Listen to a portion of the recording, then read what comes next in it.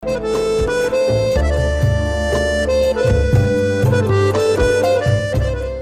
kasih saudari Nur Ain yang telah membawa kita daripada Kedah luar bandar dan kota Singapura.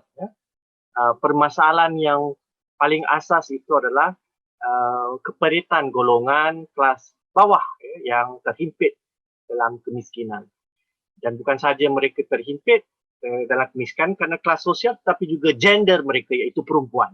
Jadi ada gandaan penindasan itu yang seringkali hanya kalau terlihatlah dalam dunia kerjaan, seringkali dilihat dalam lensa feminist studies. Bukan salah, boleh, tetapi kalau kita perpanjangkan, isunya bukan saja soal identiti perempuan feminis, tetapi adalah masalah perempuan dalam struktur ekonomi yang lebih besar. Jadi kadang-kadang kita harus perbesarkan cara bacaan kita supaya tidak disempitkan, kerana perjuangan para penulis kita baik lelaki atau perempuan ialah untuk mengangkat persoalan keadilan dalam masyarakat. Baik, terima kasih saudari. Sekarang kita beralih kepada Cik Nur Huda Ramli, saya sebut tadi, dari Malaysia. Dan Cik Huda, sekarang kita beralih kepada Cik Nur Huda Ramli. Cik Huda agaknya suaranya itu ya. Malaysia. Dan Cik Huda. Okey, silakan Cik Huda supaya suara saya tidak berulang. Cik Huda agaknya suaranya itu ya. Dengar tak, Doktor? Okey, silakan Cik Huda supaya suara saya tidak berulang. Tak, Doktor, saya test dulu. Suara saya clear tak? Clear. Okey, silakan. Okey. Assalamualaikum warahmatullahi wabarakatuh. Disebabkan 10 minit sahaja saya diberikan dan ini, okey. Cool. 10 minit saja saya diberikan, jadi saya memang kena fast and furious a bit dalam pembentangan saya.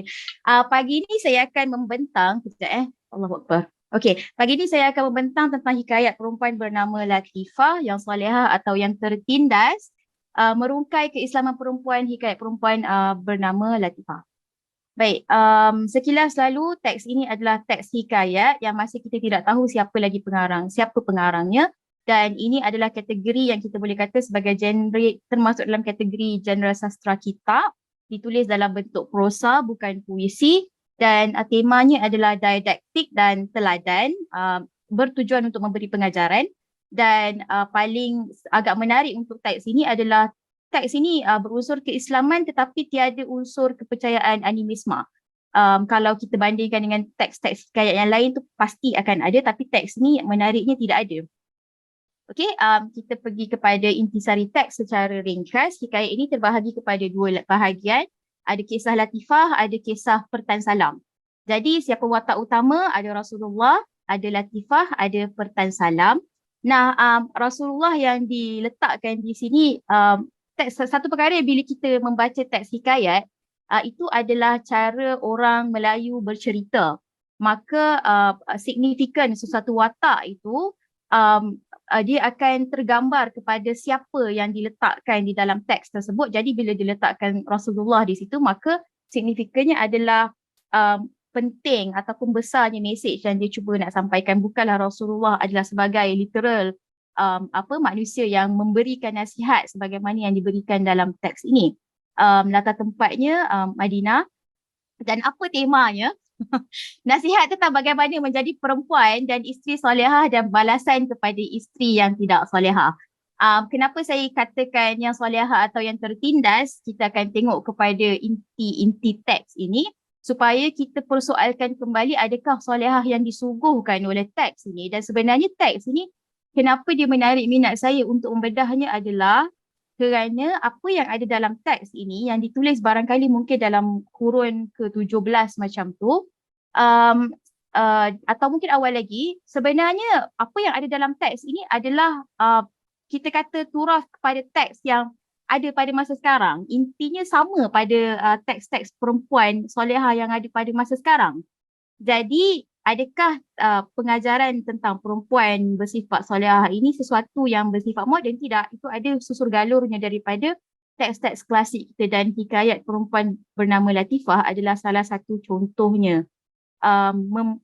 Memahami bagaimana sesuatu pemikiran dalam masyarakat tentang keislaman itu, saya kira penting untuk kita lihat kembali kepada turas-turas Melayu juga, instead of kita hanya memfokuskan kepada teks-teks Arab yang ada dalam masyarakat kita lah.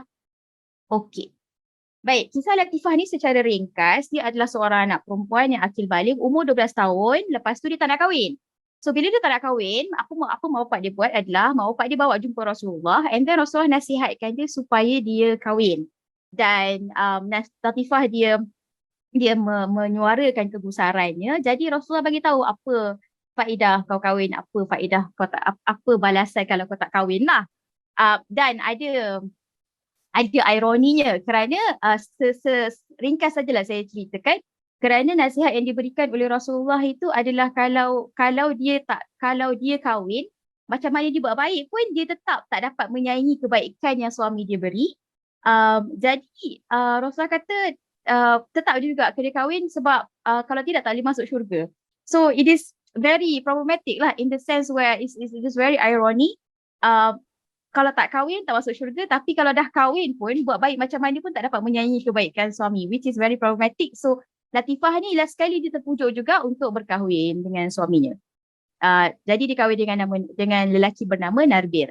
Dan apa jadi lepas Latifah kahwin, dia taat sungguh-sungguh kat lelaki dia. Lelaki dia tak kasih dia keluar rumah ketika lelaki dia musafir, dia tak keluar rumah sampailah dia mati. Dan itu agak sadis lah. Jadi akhirnya dia masuk syurga disebabkan kebaktian dia yang tidak terbatas. Dan ada kisah lain selitan daripada diseling dalam cerita Latifah ini. Ada seorang lelaki bernama Ahmad. Ahmad ni dia suka kat Latifah lepas Narbir ni mati. Jadi okay, sorry, minta maaf. Ahmad ni dia tak silap saya Latifah ni yang mati. Okay, betul lah. So basically Ahmad ni dia suka kat Latifah. Selepas lelaki Latifah mati, dia nakkan kepada Latifah. Latifah menolak kerana pada dia taat kebaktian itu adalah kepada Narbir semata-mata. Jadi dia mimpi bahawa balasan baik Tuhan kepada Latifah ini, apa yang Latifah dapat, dan ada azab lain kepada perempuan yang tidak menjaga makan minum suami yang bernama Abu Lahab. Ini pada saya satu perkara yang sangat ironi. Abu Lahab ni adalah satu karakter dalam sirah Nabi sebagai satu karakter yang paling jahanam sekali dekat dalam, satu karakter yang paling negatif. Tapi diangkat dalam hikayat ini sebagai satu lelaki yang walaupun dia ni lelaki yang terkutuk, perempuan atau isteri yang berbuat derhaka kepada dia pun akan masuk neraka. Jadi itu cara bagaimana kita melihat teks ini, cuba mengangkat serta-serta watak dengan caranya tersendirilah. Lepas tu kisah Pertan Salam. Nah, kisah Pertan Salam ini bertanya nasihat kepada Rasulullah, apa tata cara sebagai isteri solehah. Lalu apa yang Nabi ceritakan, apa balasan kepada kebaktian, dan apa azab yang akan dialami oleh isteri-isteri yang melakukan kesalahan kepada suaminya. Nah, secara ringkasnya adalah kebaktian yang sedikit akan diberikan dengan pahala yang berganda-ganda. Kesalahan ataupun kadang-kadang dia bukan kesalahan pun, tapi dia lebih kepada macam tak senyum pada suami pun akan diberikan balasan yang buruk kepada isteri. Jadi dengan kata lain, ada exaggeration yang sangat melampau pada kebaktian dan juga pada perkara-perkara yang pada perkara-perkara yang dilihat tidak menyenangkan hati suami. Jadi macam dalam teks ini, Pertan Salam diberitahu tentang kesalahan-kesalahan isteri tu apa dia, seperti memalingkan muka, bermasam muka, turun rumah tanpa izin, ambil harta suami, berzina dan sebagainya. Nah, mencuri harta suami ke berzina tu, itu kita faham sebagai satu dosa, tetapi setakat bermasam muka bila you kelelahan atau kepenatan itu adalah sesuatu yang impossible. Jadi expectation kepada perempuan dalam teks ini adalah perempuan mesti jadi perfect perempuan kepada suami baru boleh masuk syurga. Nah, secara ringkas, ciri-ciri perempuan solehah ada 21 dalam teks ini. Contohnya adalah segera menyahut apabila dipanggil, melayan suami dengan penuh sopan dan sebagainya. Dan Ciri-ciri perempuan solehah juga, dia tidak melakukan perkara-perkara yang dilarang terhadap suaminya. Dan kalau kita balik semula kepada cerita Latifah tadi tu, Latifah tu kelakar dia adalah laki dia pergi musafir lama tau. Bila laki dia pergi musafir lama, laki dia kata jangan keluar rumah. Dia tak keluar rumah langsung. Walaupun nak turun rumah, dia tak turun rumah langsung. Walaupun bapa dia masa tu dah sakit nak mati.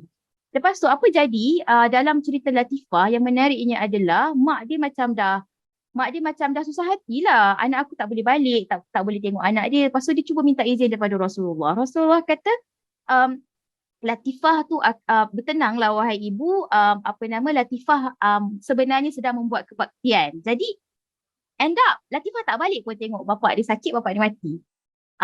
Itu cara bagaimana teks ini mengajar untuk perempuan menjadi sesolehah-solehah isteri kepada suami, hatta mengabaikan tanggungjawab anak kepada bapa dan juga kedua orang tua lah. Okey. Nah, ini part yang antara paling menangkap saya lah, mungkin saya dah ceritakan tadi, dinasihatkan kahwin. Bagaimana ironi itu terjadi apabila Rasul tidak menceritakan apa kebaikan berkahwin, tetapi menceritakan betapa kalau kau jadi isteri pun tetap juga keislaman kau tu, maksudnya betapa kau tak boleh membalas kebaikan suami. Itu betapa exaggeratednya cerita bagaimana ironinya Latifah dinasihatkan kahwin dalam cerita hikayat ini. Dan hikayat ini menceritakan bagaimana ketaatan total Latifah. Macam saya ceritakan, yang ini Latifah dia tak keluar daripada rumah dia. Mak dia cuba minta izin daripada Rasulullah. Last sekali Rasulullah jawab, "Hai Ibu Latifah, sabarlah engkau." Dan bagaimana yang saya ceritakan tadilah. Jadi apa yang hikayat ini cuba gambarkan adalah ketaatan total tu adalah sesuatu yang paling dituntut dalam agama. Dan menariknya adalah apabila pengkaji-pengkaji sastra mengkaji hikayat teks ini, tidak ada satu sense of kritis bagaimana adakah teks ini secara kandungan agamanya betul atau tidak. Dan apa yang menariknya adalah mereka mengatakan bahawa ini adalah nasihat bagaimana kita boleh menjadi perempuan yang baik dan sebagainya, tanpa ada sense of betul ke. Jadi saya tidaklah kata mengandaikan, saya boleh kata ini adalah satu kepastian bahawa orang yang mengkaji teks ini sebenarnya adalah orang yang tidak ada ilmu alat untuk menganalisis substance atau konten teks ini secara kritis, sehingga menerima teks ini sebulat-bulatnya sebagai satu pengajaran agama yang benar. Dan apa yang terjadi adalah secara tidak langsung teks ini, sebagaimana teks-teks tentang kesolehan perempuan, sebenarnya adalah ajaran untuk mensubordinasi perempuan secara tanpa sedar atas nama agama. Nah, tujuan teks ini, menariknya teks ini memang ditulis khas. Untuk apa? Demikianlah hikayatnya cerita Latifah itu. Maka supaya perempuan yang membaca hikayat ini hendaklah dengan tulus ikhlas hati serta percayakan perempuan yang berbuat kebaktian itu dibalaskan Allah Ta'ala dengan syurga. Jikalau dimasukkan hatinya takut mendengar surat hikayat ini, serta datang asyik fikiran kepada fikir hatinya, itu pun berapa beroleh pahalanya Allah Ta'ala lebihkan atasnya. Yang membaca dan mendengar akannya, jikalau dengan fikirannya takut, maka demikian itulah ceritanya tuil kalam. Jadi itulah tujuannya memang betul. Teks ini adalah teks untuk mengajar perempuan bagaimana untuk berperilaku sebagai isteri solehah. Baik, kritikan saya terhadap teks ini, adakah teks ini intinya benar pada dasar keislaman? Itu persoalan besar yang sepatutnya kita letak apabila kita berhadapan dengan mana-mana teks yang meletakkan dalil-dalil agama. Yang kedua, saya perhatikan bahawa asal usul dalil keagamaan yang ada dalam teks ini bukan asal usul yang sahih dan bercanggah dengan prinsip-prinsip Al-Quran. Ya, dan juga balasan yang azab tidak setimpal dengan kesalahan yang dinyatakan adalah satu karakter hadis palsu dan juga hadis dhaif. Yang ketiga, bercanggah dengan keislaman perempuan yang termaktub dalam teks wahyu yang sahih. Kita lihat bagaimana kisah Khawlah berhujat dengan Nabi sehingga surah Al-Mujadilah diturunkan. Itu sangat melawan penyuguhan citra wanita salihah atau perempuan salihah yang cuba dibawa oleh teks ini dan juga teks-teks lain tentang kesolehan perempuan. Dan teks ini melemahkan perempuan dan memperukkannya di ruang domestik semata-mata objek untuk melayani hidup lelaki. Bukan satu manusia yang penuh kemanusiaannya, dan kemanusiaannya hanya akan diiktiraf apabila dia melayan suaminya sepenuh hati. Dan kalau perempuan itu tidak berkahwin, dia kena kahwin. Tidak dilihat sebagai perempuan itu sebagai satu manusia yang penuh ada cita-cita, ada visi dan misi sendiri sebagai khalifah dalam muka bumi ini. Dan yang kelima, saya kira paling penting untuk dibangkitkan adalah bagaimana kecurangan patriarki terhadap perempuan Melayu dengan naratif agama. Kita faham bahawa teks-teks agama ini adalah sangat terdah kepada banyak jenis interpretasi, dan interpretasi ini bergantung kepada bagaimana penginterpretasi atau pentafsir itu melihat dunianya. Jadi kalau dunianya itu ataupun cara pandangnya itu melihat perempuan sebagai objek, maka terhasillah teks yang sebegini, dan malangnya ia masih lagi berlangsung sehingga ke hari ini. Baik, penutup, saya kira teks agama mesti dikritik dengan ilmu alat yang betul. Ketiadaan ilmu alat yang tepat menyebabkan kritikan menjadi salah, teks diterima tanpa sebarang keraguan. Kedua, pemburukan dan diskriminasi terhadap perempuan dalam agama berlaku dengan cara-cara yang jahat seperti hadis yang direka-reka, pemisungan makna dan terjemahan tafsir. Menyurutkan dalil-dalil yang memberdayakan perempuan. Terlalu banyak hadis sahih yang menceritakan bagaimana perempuan di zaman Nabi itu adalah perempuan yang berdaya, perempuan yang diberdayakan dengan alliance daripada Nabi itu sendiri. Dan yang ketiga, tidak ada cara lain. Ini seruan saya khas kepada semua perempuan yang ada di sini.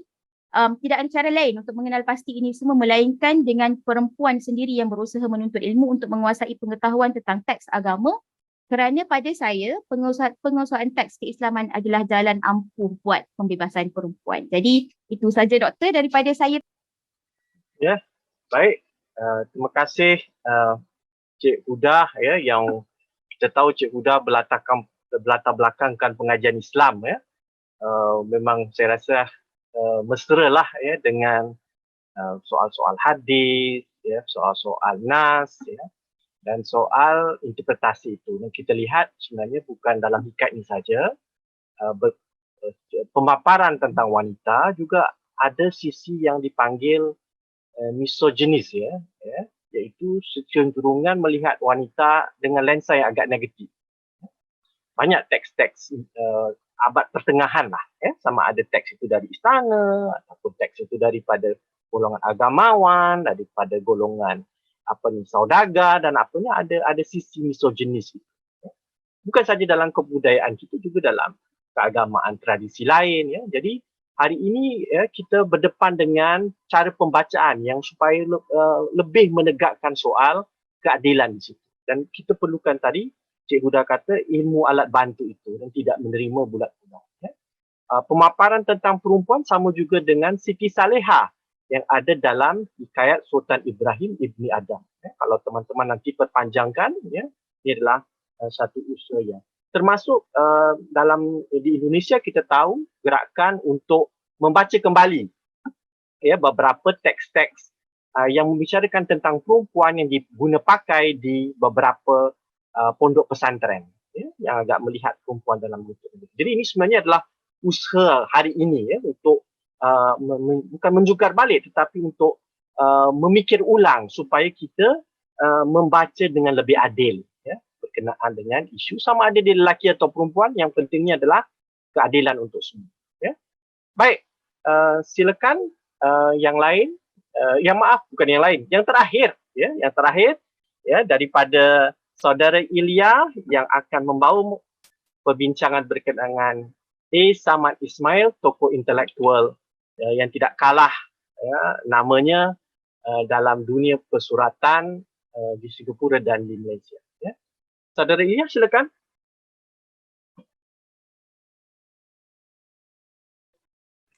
Baik. Assalamualaikum warahmatullahi wabarakatuh. Terima kasih para hadirin dalam talian. Dr. Azhar, boleh dengar saya? Boleh. Okay, terima kasih. Okay, perbincangan saya berkenaan seorang tokoh yang lebih dikenali sebagai wartawan, Samad Ismail, tapi tajuk perbincangan saya ialah Sastrawan Watan yang Terlupakan. Okay, profil ringkas Samad Ismail dilahirkan di Singapura pada 24 April 1925. Kalau tuan-puan baca tentang tarikh kelahiran dia, ada a bit of differences lah. Ada yang cakap 1924, ada cakap 1925, tapi saya ambil 1925 kerana itu autobiografinya dia state like that. Okay, lulusan senior Cambridge, okay, menunjukkan dia seorang he's a bright student dengan izin. Okay, lebih dikenali dalam bidang kewartawanan dan persurat kabaran. Sebagai sastrawan, dia telah menghasilkan 11 novel, 3 kumpulan cerpen dan 2 antologi cerpen.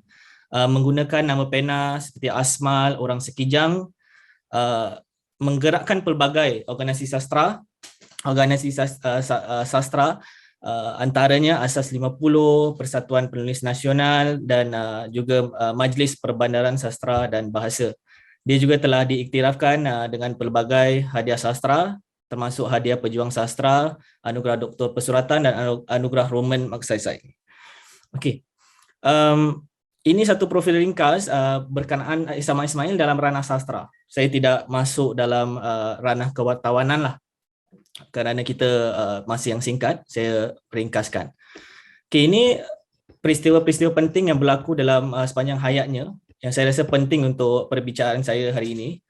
Okey, kita dapat lihat perjalanan kerjanya sebagai wartawan. Kenapa ini penting? Kerana saya rasa kalau kita mau melihat perkembangan sastra zaman sebelum perang sehingga kemerdekaan, kita kena lihat perjuangan nasionalisme itu berkembang seiring dengan perjuangan melalui akhbar dan majalah. Maksudnya ini tidak boleh terpisah. Jadi kalau kita lihat sepanjang kerjanya, 1942 dia mula menjadi wartawan sehinggalah 1981 atau 1988 dia telah berjuang sebagai wartawan. At the same time dia berjuang untuk sastra juga. Okay, dia telah membuka ruang bagi banyak penulis-penulis yang kita kenal, antaranya Osman Awang, Isamat Said, Shahnwan Ahmad, Christmas dan lain-lain. Ini saya rasa nama-nama ini tidak asing lagi dalam ranah sastra. Okey, peristiwa lagi satu peristiwa yang penting bagi Isamak Ismail, saya rasa dia telah ditahan 3 kali, dipenjarakan 3 kali.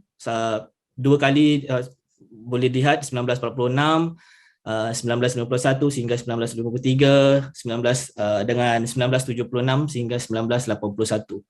Jadi kita harus take this into consideration bila kita melihat dia sebagai seorang pejuang politik, mengapa dia dipenjarakan, dan saya rasa penting. Okey, ini sedikit pengiktirafan daripada sastrawan-sastrawan negara. Saya tukilkan. Pertamanya menurut Osman Awang berkenaan Isamak Ismail. Dia mengatakan Isamak Ismail ini pemimpin pergerakan kesusastraan Melayu. He's a leader of the Malay Literary Movement. Dia berdiri untuk kami dan pada masa yang sama ialah ketua bahagian sastra semua Pemberitaan Utusan Melayu.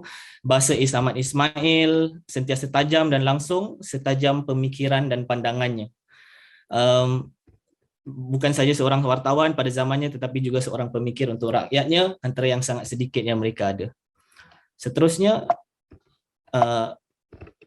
lagi satu sastrawan negara kita kenal, sastrawan negara pertama, seorang yang unggul dalam ketukangannya, master of his craft.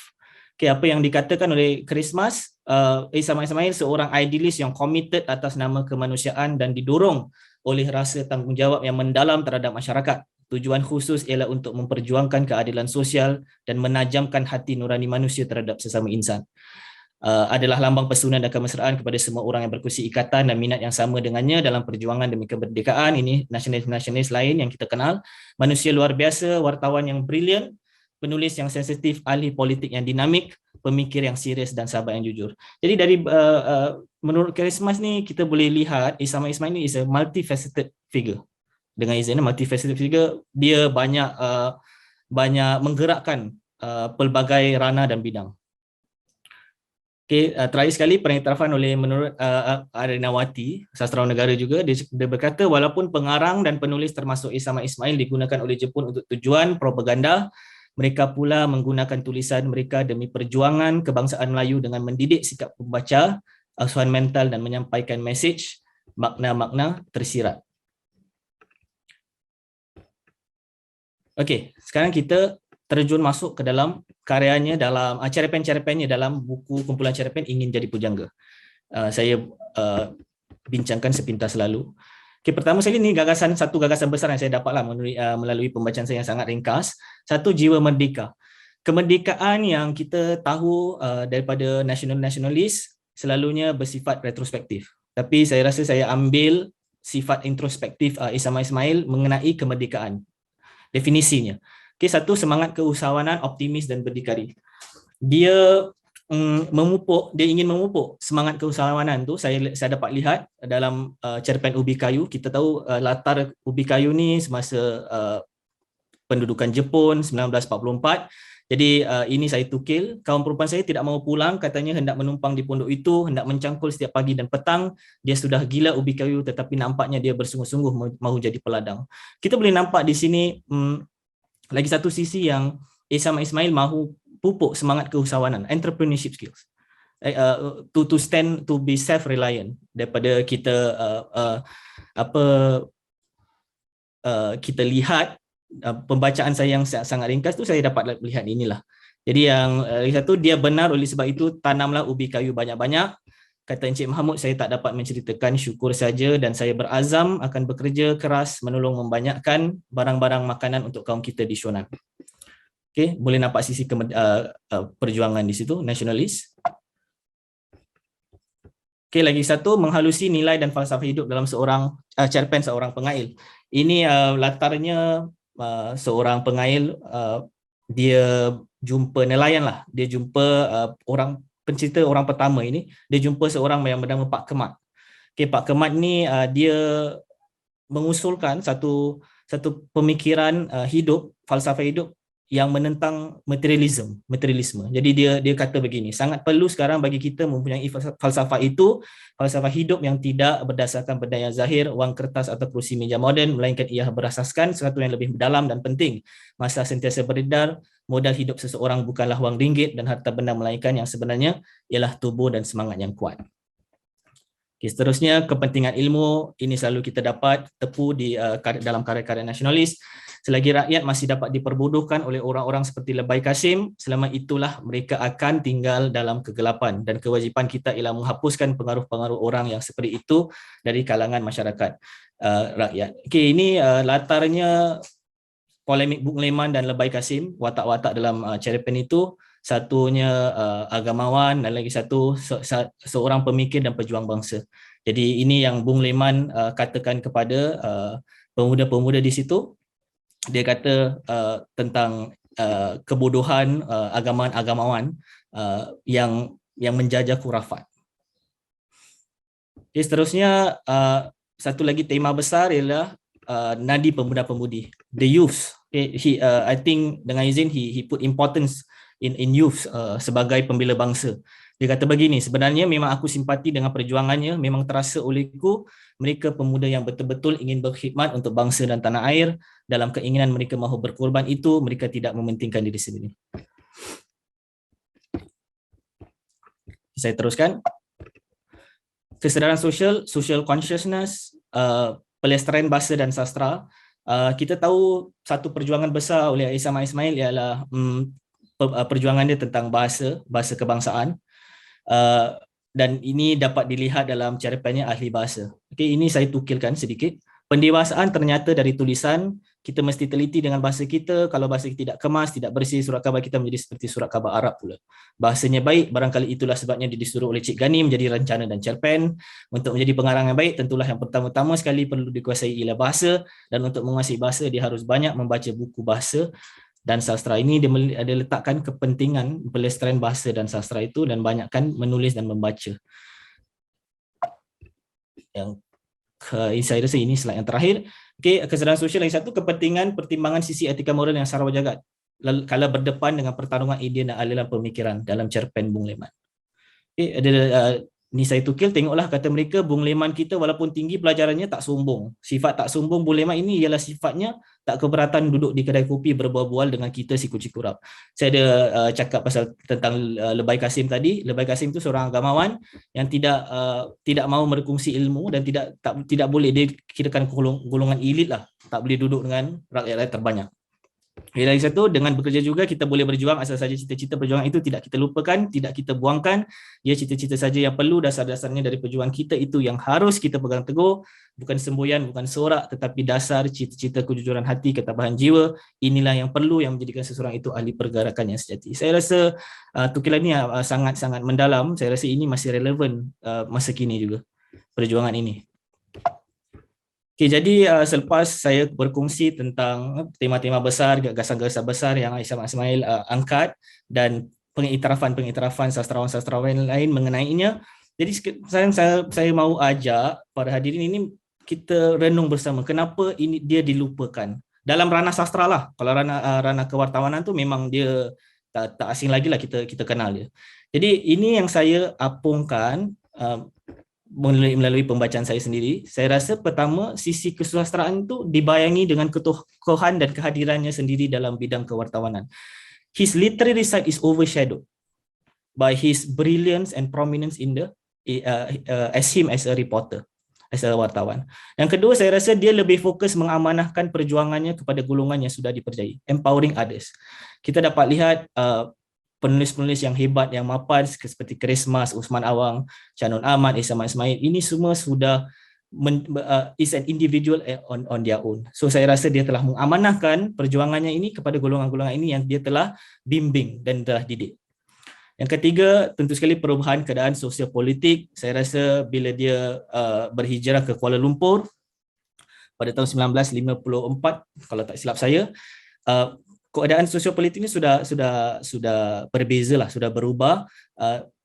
Kalau kita cakap pasal dia sebagai seorang intelek, dia descent tu, dalam dissenting intellectual tu dia dah berubah sikit. Tapi tidak bermakna dia dah berhenti perjuangannya untuk sastra.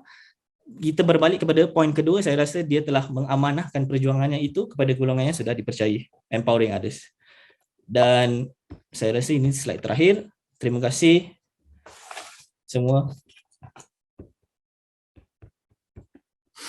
Ya, baik, terima kasih saudara Ilya, ya, satu paparan yang baik. Semulah saya pagi ni terasa macam sedikit terangkat lah, ya, terangkat, bukan terangkat ke langit, langit ketujuh, tidak. Tapi memberi saya harapan bahawa ada anak-anak muda, ya, yang tampil untuk berbicara dengan, ya, sudut pandang yang sangat kritis dan kreatif. Itu menguasai bahan karya sastra kita, ya, sama ada sastra moden ataupun sastra lama, dan mengangkat yang paling penting isu juga. Ya. Jadi kita tidak bermain pada hal-hal yang teknis, ya, pada hal-hal yang teoritis sahaja, tetapi persoalan kemanusiaan yang besar yang menjadi inti dalam karya itu. Jadi dari bermula dengan saudara Khairul punya sisi kerohanian, kesufian, ya, masuk kepada Cik Diana yang bicara tentang perempuan dan, ya, kesedaran sejarah, ya. Nur Ain yang membicarakan berkenaan dengan persoalan wanita dan kemiskinan dalam dua novel tadi. Kemudian kita ada Cik Nur Huda yang membicarakan persoalan bagaimana perempuan dipandang dalam sebuah teks lama, ya, yang mengundang beberapa persoalan lain supaya kita menilai kembali, ya. Dan terakhir disambuti oleh saudara Ilya yang bicara tentang seorang intelektual zaman, ya, yang bergerak menulis dalam bidang kewartanan dan ruang kesusastraan, tetapi mahu dikembalikan balik beliau ke dalam dunia pembicaraan sastra. Ya? Jadi apalah dalam bahasa Inggeris sekarang, take back lah, take back Aisyah Ismail. Ya? Baik, ni satu tantangan lah kepada sahabat-sahabat kita ni semua. Ni dah cakap dah semua dah bagus ni kan. Nanti nak tulis ni macam mana ni? Ya, nak tulis tu yang pening kepala, ya. 6,000, 7,000 patah perkataan nanti kita akan kumpulkan semua untuk penerbitan di depan. Nanti itu akan diurus oleh saudara Cik Fadli kita lah, ya, orang dari ni. Baik. Sekarang saya rasa kita gunakan masa dalam 10-15 minit untuk ini, ya, soal jawab, ya, soal jawab. Anda tahu, ya, ada tak soalan-soalannya? Ya?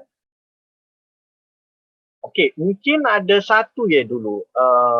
saya rasa saya ada nampak di sini ya, Cik Hamid ya. Cik Hamid adalah seorang sastrawan dari Singapura ya, yang kita sangat segani. Ya, Cik Hamid ya yang menulis itu. Betul tak? Saudara Fadli. Saudara Taza, di ruang Ya. Q&A Zoom, kita ada dua soalan dari Cik Hamid. Oh ya, okey, baik. Kemudian soalannya begini ya, dua soalan, yang mana itu? Tadi saya nampak ada soalan berkenaan dengan ini. Mungkin Dr. Taza nampak soalannya Ya. atau ya soalannya jangan di dismiss dulu ya. saya? Okey, Ada baik. 3 soalan di Tiga soalan ruang dari Zoom. di ruangan Zoom ya. Aha. Okey, baik. Cik Hamid dulu ya. Ilya boleh lihat juga kan? Soalannya adalah pertama, hikat latifah adalah contoh yang tipikal tentang segolongan para mubalik seterusnya, sedangkan bagaimana layanan yang adil oleh suami terhadap isteri kurang diberatkan. Tidakkah ini bermakna memberi gambaran ajaran yang tidak seimbang atau terlalu male chauvinism? Kesan berpanjangan hingga sekarang. Apa pendapat Puan? Ya, ni nak tanya pada Cik Nurhuda ni. Oh, ni mana? Cik Uda marah lagi ni. Bukan marah lah. Memang dia betul-betul ya. Apa ni sangat tekun membaca hikat latifah ni. Ya. Silap-silap nanti kita bila ingat Uda mana Uda latifah ya, nanti satu hari. Okey, silakan Cik Uda. Ya, hikat latifah. Silap nanti kita bila ingat Uda mana Uda latifah. Okey. Cik Uda. Okay, kalau kata menjurus kepada male chauvinism, definitely itu memang sudah pasti. Teks tu memang jelas. Cuma persoalan yang patut kita tanyakan, mengapa orientasi keagamaan itu yang ada pada zaman dulu yang masuk ke tempat kita, tidak ada orientasi-orientasi yang lebih adil kepada perempuan. Sedangkan teks-teks hadis sahih, teks Quran itu sendiri lebih awal dan lebih lama, definitely situ adalah permulaan Islam, dan lebih membebaskan. Dan persoalan yang kita harus tanyakan adalah versi Islam mana yang masuk ke alam Melayu kita ini, dan kenapa yang itu yang masuk. Itu persoalan yang patut kita tanyakan, kerana teks hikayat latifah ini bukan teks yang terkecuali. Itu adalah macam Cik Hamid kata tadi, betul, ia adalah teks tipikal. Persoalannya kenapa dia sampai jadi teks yang tipikal. Maksudnya itulah versi teks. Kalau kita nak bercerita tentang kesolehan perempuan, tidak ada versi-versi lain. Saya kira itu lebih concern, patutnya menjadi concern kepada kita semua, kenapa itu yang menjadi pegangan kita lah, dan malangnya sampai hari ini masih berakar kuat.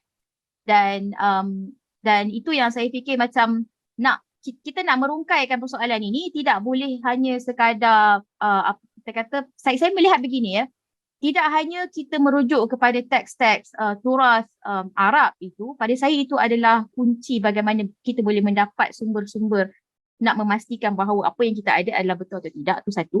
Yang kedua adalah kita nak membetulkan permasalahan substance teks itu pada hari ini tidak boleh hanya kepada merujuk kepada teks yang luar daripada teks Arab saja, mesti merujuk kepada teks turas kita sendiri. Teks ini mesti diapungkan, mesti diangkat untuk kita bicarakan, kerana persoalan masyarakat, persoalan pemikiran dalam masyarakat Melayu itu susur galurnya ada dalam teks-teks ini. Dan kalau kita nak bincang memperbaiki nilai, memperbaiki apa kita kata cara berfikir masyarakat tentang melihat sesuatu perkara, dan dalam konteks ini adalah bagaimana melihat kemanusiaan perempuan dan keislaman perempuan, saya lihat nak tak nak kita kena pergi balik kepada turas apa yang kita ada. Itu yang paling penting, sebab masalahnya sekarang apa yang orang katakan bila kita hendak merungkai sesuatu permasalahan kemanusiaan, kita lebih banyak melihat kepada macam mana dalam lensa moden semata. Saya tidak fikir begitu, kerana banyak daripada sumber-sumber klasik itu boleh kita gabungkan, gabungkan bersama dengan sumber moden untuk melawan kebobrokan yang berlaku dalam teks-teks yang ada dalam turas itu sendiri. So jadi maknanya ya, Cik Huda persoalan pemilihan turaf itu, ya, turaf untuk melawan turaf yang tak beres lah, kurang lebih ya. Baik, kita ada soalan dari Puan Saedah ya, berkenaan soalan ini kepada saudara ini ya, saudara Khairul ya, Khairul Haq. Apakah harapan saudara Khairul tentang pengisian penulisan sufi di Singapura dan rantau ini? Apa harapan saudara? Ini soalan dari chat ya, Puan Saedah.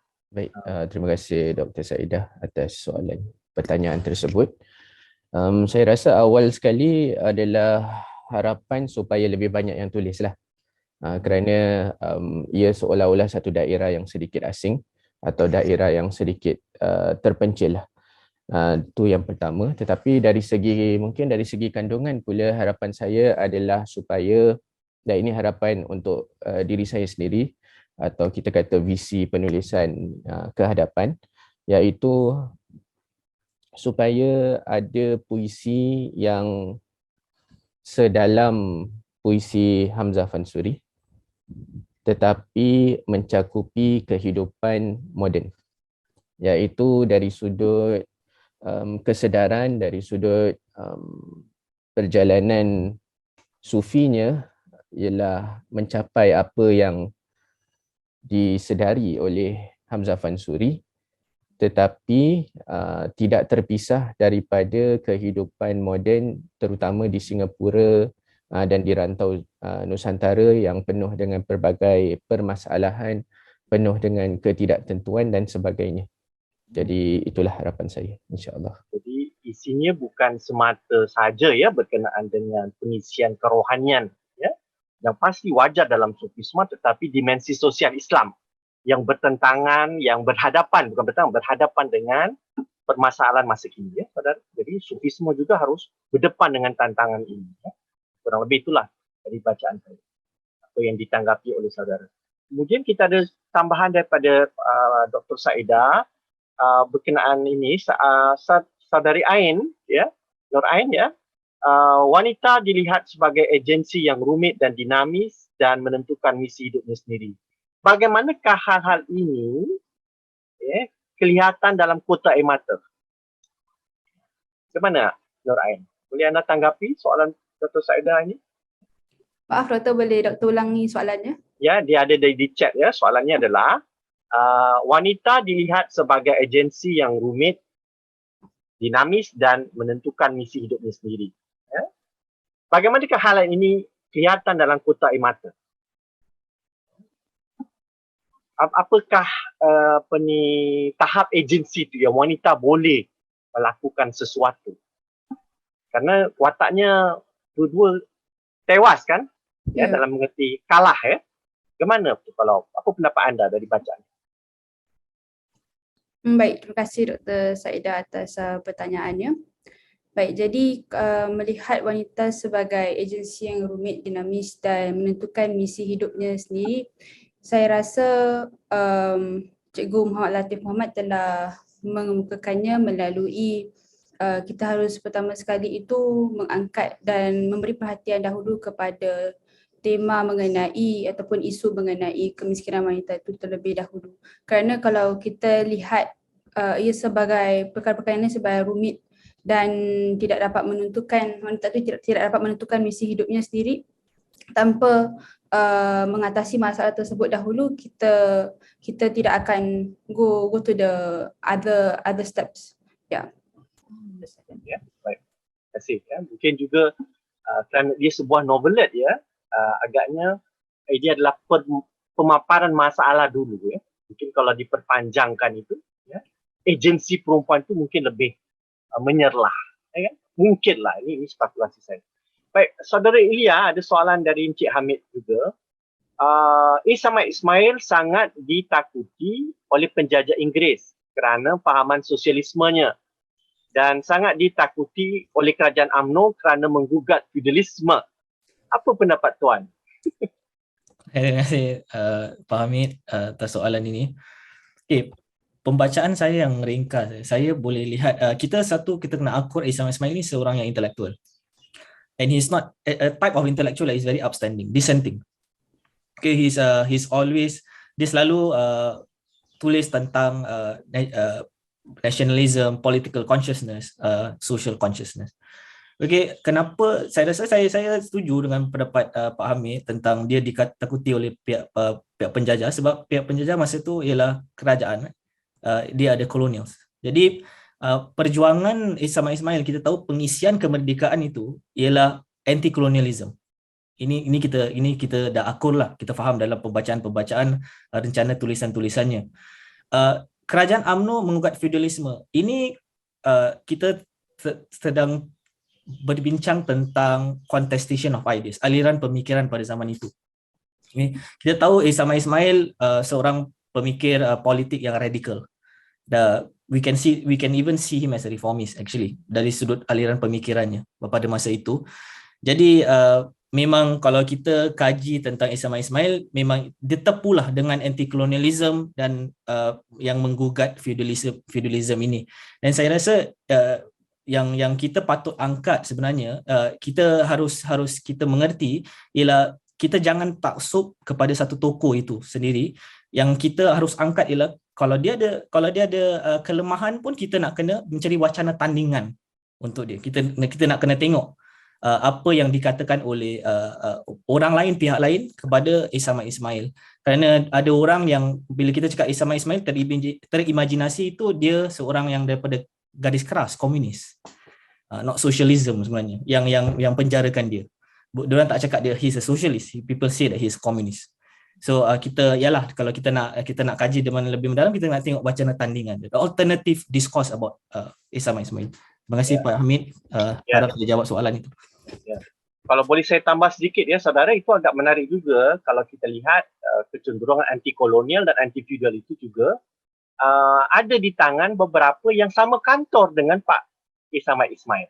Ya? Yang sama kantor itu adalah Chris Mas dan Usman Awang yang kebetulan dua bertugas di Singapura. Dan dari tulisan mereka memang jelas ya, sisi yang agak kiri, walaupun Pak Christmas tak sebut sosialis, agak kiri, dan sangat anti-feudal. Itu paling jelas ya. Ada esei mereka, dari cerpen mereka ya, dan dari malan puisi mereka. Ya. Baik, itu adalah kalau sebenarnya artinya apa? Kalau kita belajar sastra tanpa belajar ideologi, itu kan kita punya bacaan akan terencat. Kan? Jadi belajar sastra ni sebenarnya sangat susah. Mesti tahu kuat dengan ilmu bantu, kuat dengan ilmu kemanusiaan, ilmu kemasyarakat dan teks itu. Ya. Itu orang kata kalau masuk sastra ni mudah, bohong lah ya. Saya rasa masuk sastra ni, bicara sastra ni pening kepala, boleh tak kepala ya. Sebab sebanyak lapisan yang harus kita baca. Ya. Baik, soalan daripada Puan Dr. Roza ya. Roza, untuk Nurain ini sebab anda bicarakan masalah perempuan ya, jadi semua orang tertarik dengan masalah anda ni ya. Pada pendapat anda, apakah isu kewanitaan yang paling utama ditimbulkan dalam kisah-kisah Kota Air Mata dan Ranjau Sepanjang Jalan yang relevan kepada wacana perjuangan wanita masa kini? How do you link that? Okay, Nurain silakan. Baik, terima kasih Dr. Roza atas pertanyaannya. Jadi, bismillah, pada pendapat saya, isu kewanitaan yang paling utama itu seperti yang saya nyatakan tadi ialah isu kemiskinan wanita itu sendiri dalam kedua-dua novel Kota Air Mata dan Ranjau Sepanjang Jalan. Dan jika itu dari sudut makronya lah. Tapi kalau kita lihat dari sudut mikro, mungkin kalau kita lihat perjuangan wanita moden masa kini ialah perihal mungkin lebih yang domestik bagi saya. Dan mungkin kita boleh lihat dari sudut gender roles, dan kalau kita lihat sekarang ni kita dapat lihat bagaimana wanita itu bukan lagi berperanan sebagai seorang suri rumah sahaja, bukan seorang ibu yang bekerja, tetapi kedua-duanya sekaligus. Jadi perkara sebegitu juga perlu kita berikan perhatian kerana seperti yang kita tahu, wanita itu mencorak masa hadapan dan tumpuan mereka adalah juga untuk mendidik anak-anak mereka, dan memainkan peranan sebegitu boleh juga menyentuh masa depan masyarakat kita juga. Harap dapat menjawab soalannya. Terima kasih. Mungkin saya sebagai moderator nak tanya satu soalan pada Cik Diana kita ni. Ini soalan berkenaan dengan para penulis wanita kita yang mengangkat persoalan sejarah. Bagi anda, adakah tema-tema sejarah itu bila anda sendiri membacanya, itu mempunyai sisi yang kritis, yang melawan, atau sisi yang edukatif, mengingatkan? Mana dia ada spektrum ni kan. Anda baca kalau sebuah karya tu anda tahu kan mana yang dia nak, apa yang anda boleh tangkap. Dan yang paling penting, ya, adakah pendekatan seperti itu, ya, yang ditampilkan oleh penulis-penulis itu berguna, ya, untuk menyuntik kesedaran sejarah pada pembaca. Khasnya mungkin pada diri anda sendirilah, seorang yang pembaca pertama. Silakan. Bismillahirrahmanirrahim. Terima kasih Dr. Azhar atas pertanyaan tersebut. Jadi mungkin saya mulakan dahulu dengan mengatakan bahawa karya-karya penulis puisi penulis lelaki yang seperti dikemukakan oleh Encik Ilya tadi, seperti Ismail Said dan sebagainya, mereka menulis pada zaman tersebut, zaman di mana banyaklah porak-poranda dan semangat nasionalisme dan sebagainya, dan puisi-puisi mereka itu yang ditulis pada zaman tersebut agak lantang tentang kolonialisme dan sebagainya. Tetapi penulis wanita seperti Prof. Khadijah Rahmat, Puan Rasya Halil dan Puan Fatina Ahmad yang seperti saya bentangkan tadi, mereka tidak melawan secara terang-terangan kerana mereka menulis pada zaman selepas zaman yang zaman tersebutlah, jadi zaman sekarang, dan ia seperti satu peluang untuk pembaca merenung kembali tentang sejarah yang dikemukakan. Jadi mungkin bukan melawan, bukan menentang secara terang-terangan, tetapi renung kembali, menilai kembali sejarah. Ya, jadi ada aspek mungkin pendidikan di situ kan. Jadi seperti Prof. Khadijah Rahmat yang saya ketahui sebagai seseorang yang sangat menekankan aspek pendidikan itu, beliau juga telah menulis dalam puisinya seperti membangkitkan semangat Hang Nadim itu dalam diri anak-anak kita, diri anak-anak zaman sekarang. Jadi memang boleh lihat aspek pendidikan itu juga ditekankan oleh penulis wanita. Jadi memang mereka tidak menulis pada zaman tersebut, tidak menentang secara terang-terangan, tetapi kita lihatlah yang sejarah itu berkesinambungan, dan pada masa zaman ini juga kita boleh lihat kembali sejarah, bukan bergenang saja dalam tentang apa yang kurang baik, tetapi ambil iktibar dan menggunakan sejarah itu sebagai persediaan untuk menghadapi masa hadapan. Perkataan sumber naratif dari sejarah dimanfaatkan untuk kesedaran hari ini. Okay, kan? Baik, ada dua soalan yang terakhir ya, saya tutup. Jadi ini yang ringkas saja ya, diberikan oleh sahabat-sahabat kita. Saya ambil satu daripada Dr. Roza. Roza mengatakan ini, Cik Hairul, anda akan menjawab yang terakhir ya. Tapi saya bacakan dulu. Sebagai seorang guru, adakah beliau Cik Hairul ni melihat peluang untuk menerapkan pembelajaran puisi sufi di kalangan pelajar bahasa Melayu? Ya. Cik Hairul, anda ini penutup ya, soalan penutup. Dan Ain jawab ni dulu daripada Puan Aziza Zakaria mengatakan, apa pendapat Nerain tentang akhir cerita Kota Air Mata? Mungkinkah ia menjadi pengaruh negatif khusus pada khalayak pembaca muda? Kita tahulah dalam cerita tu kan, ya, sedihnya sekali Ani ya membunuh diri. Ya, walaupun cerita itu sangat ringkas dan tidak diberikan prioritas lah. Terutama dengan meningkatnya isu kesihatan mental di kalangan belia. Bagaimana ni kalau kita nak pertimbangkan persoalan ini? Ya. Baik, Ain jawab dulu, nanti ditutup oleh Khairul. Ya. Terima kasih Puan Aziza Zakaria.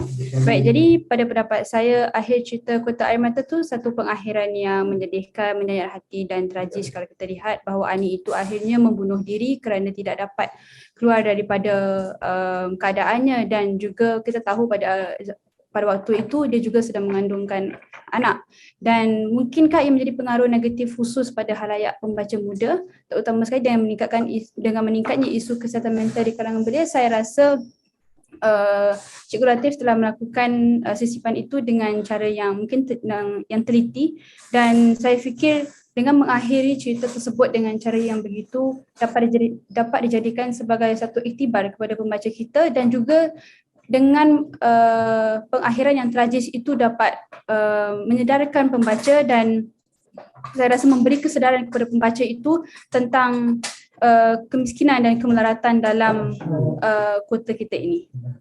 Jadi isunya bukan soal bunuh diri, ya kan? Ya, betul. Isunya adalah permasalahan kemiskinan itu yang melanda. Jadi adingan itu diengkas sekali kan, sampai tak ada diberikan apa-apa, supaya tak ada kesan pada situ. Ya? Tak mungkinlah dia belos pada seorang guru kan, ya, menggalakkan orang supaya menuju ke jalan itu, ya, dijauhi Allah. Ya.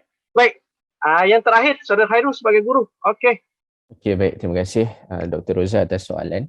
Jadi pertama sekali kita maklum bahawa sebahagian besar atau sebahagian daripada puisi sufi itu dia penuh dengan jargon yang teknikal yang mungkin payah untuk mungkin pelajar menghayatinya. Itu yang pertama. Yang kedua, mungkin ada pengalaman-pengalaman yang pelajar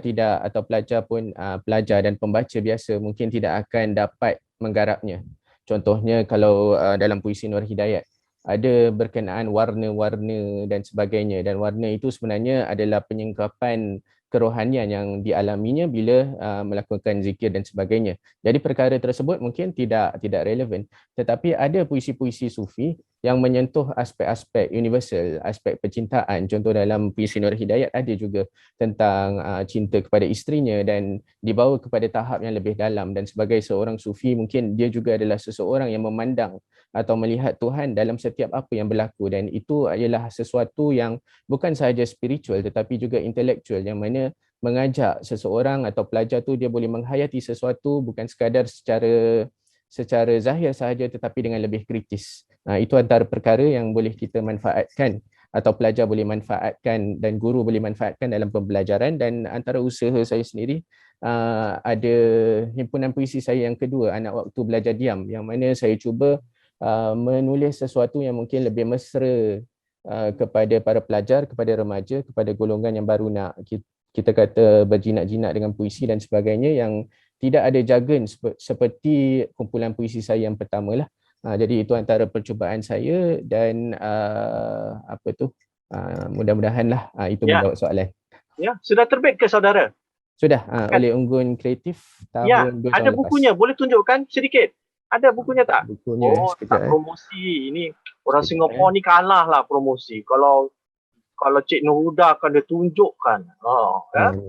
Tunjuklah sikit. Ya. Saya rasa Dr. Roza pun ada lah buku dia. Ya, jadi ya, kita angkatlah bendera sikit ya. Sufi-sufi juga, nasionalisme juga ya. Angkat karya-karya Singapura. Baik, teman-teman, ya, saya rasa ya, alhamdulillah ya, kita sampai di penghujung forum kita ini.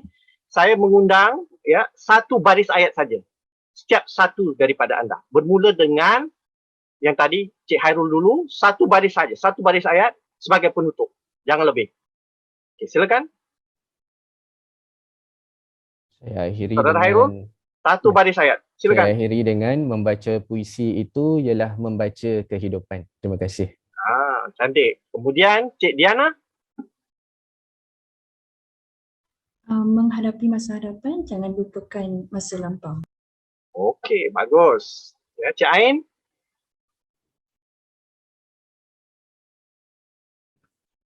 Menghadapi pembangunan, jangan kita lupa yang terpinggir. Cik Huda. Menghadapi pembangunan, tak dengar Cik Huda? Tak. Ya. Cik Huda.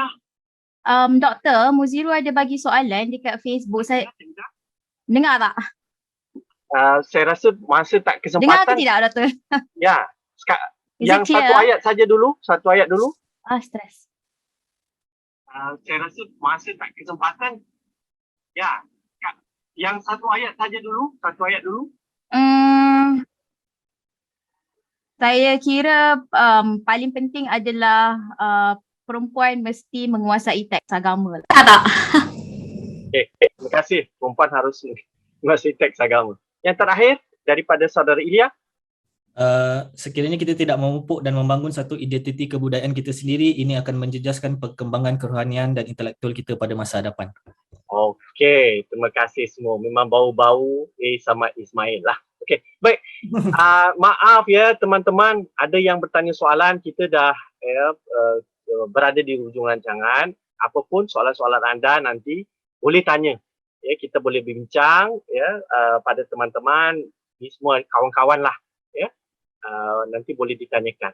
Ya, ataupun tidak, mesej pada saya juga, saya boleh usulkan. Baik, dengan itu saya serahkan kembali acara kita ini kepada saudara Fadi. Dengan itu saya sebagai konvenor untuk acara ini berterima kasih kepada para panelis kita. Ayo teman-teman, kita berikan tepuk tangan yang gemuruh kepada mereka. Ya, moga-moga mereka diberikan kekuatan dan keberkatan untuk terus membaca, mengkaji dan menulis. Dan kepada para peserta, terima kasih pada masa anda.